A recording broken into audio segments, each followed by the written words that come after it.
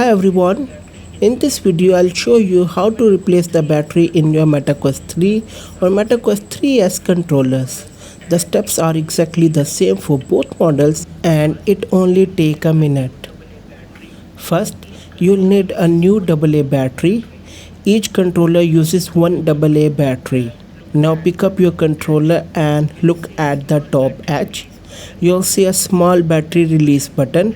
Press and hold that button, then gently lift off the battery cover.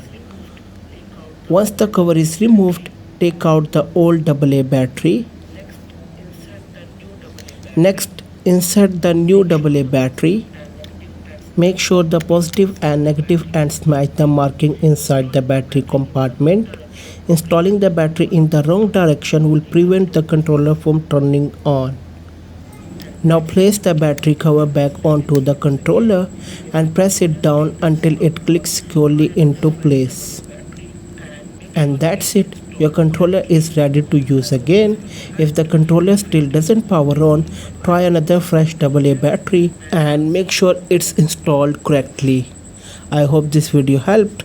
If it did, please leave a like, subscribe to the channel, and I'll see you in the next one.